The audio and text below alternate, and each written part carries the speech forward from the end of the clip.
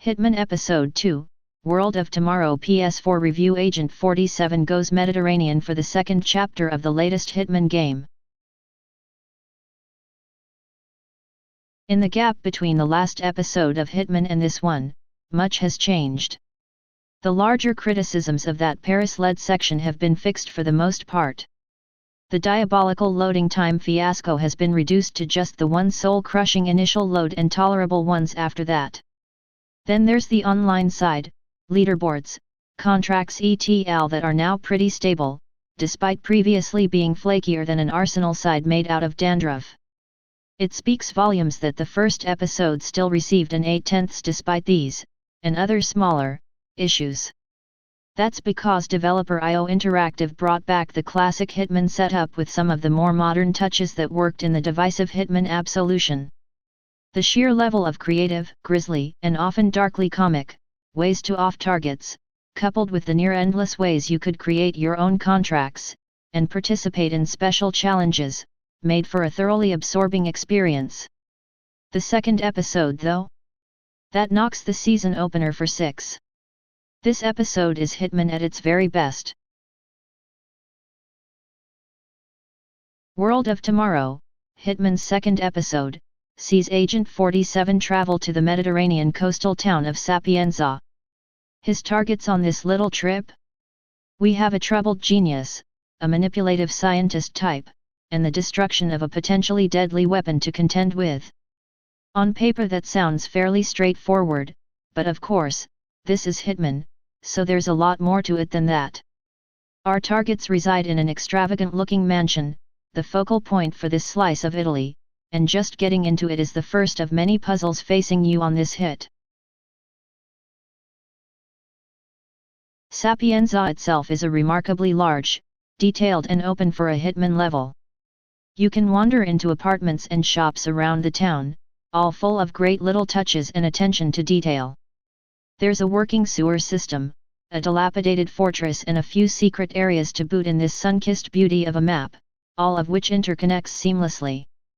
The variety of locales gives World of Tomorrow a far larger scope for 47's murder-based mischief. The mind boggles just thinking about the various ways you can kill your regular targets, but you'll be practically salivating at the thought of how many variables can exist when you start doing the escalation and the user-created contracts. Well, you will if that sort of thing is your bag. It's totally mine. To say too much about what means I have used would be a bit spoilerific. The joy and surprise of discovery is, after all, key to Hitman's appeal, but I will give you a vague idea about my favorites so far. One involves faulty wiring and a sun lounger, while another sees you employ the OL switcheroo to ridiculous effect. That just covers two of the more scripted setups I enjoyed. The in-the-moment stuff is, more often than not, the source of much morbid cackling. My absolute best moment on the Sapienza map was when I lumped a can of spaghetti sauce at someone's head and it set off a ludicrous chain of events I could never have seen coming. That's the beauty of Hitman. Carefully planned hits and on-the-fly botches are equally satisfying for pretty much the same reasons. Since the game's launch, the creativity put into contracts mode by members of the Hitman community is proof positive of how flexible and well-designed IO's areas are. There's already some fine examples for Sapienza, and I can see there being some pretty exceptional user-created contracts coming off of this map in the future if the ones made for Paris and the training missions are anything to go by. As in the previous episode, there's the ongoing story bookending the World of Tomorrow contract, tying into what you've been doing without directly involving you. There are some lovely looking cutscenes for sure, and the voice acting is surprisingly good, but they are so very brief and awash with espionage waffle. To some, this is a valid complaint about the needlessness of episodes for Hitman, whereas I feel Hitman isn't episodic for the same reasons as almost any other season-based game. It has become abundantly clear, with the launch of the Sapienza map, that IO wants you to savor, explore and experiment with each episode. In story-led seasons, you generally play through for a couple of hours and wait till the next one. With Hitman, Each episode treats the main story mission as a bridging point, a doorway to understanding and manipulating the map in new ways. You get the feeling that by giving you room and time to play around with different methods of play, IO are preparing you for challenges to come that would be significantly tougher had you not had that time to learn the trade.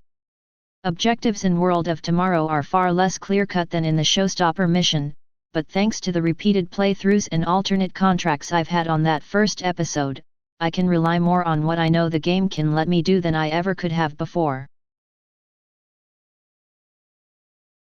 Of course, nothing is perfect, and for Hitman's latest episode, the flaw is that occasionally the mask of a living, breathing slice of a coastal town slips, and the mechanics at play become very apparent. A lot of things still tend to only happen once you get within range, rather than organically.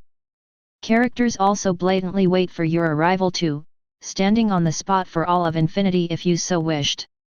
With so many moving parts working together so well, it's a forgivable flaw considering it makes the game the sadistic joy that it is. My only fear going forward is that the series could have plateaued.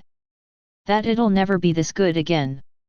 Time will tell, but I'm more confident that future episodes can be equally as good as this one, if not better in their own way. The worry that this was budget Hitman has been all but erased with these opening 2 episodes. World of Tomorrow alone proves this is 47 back to his best.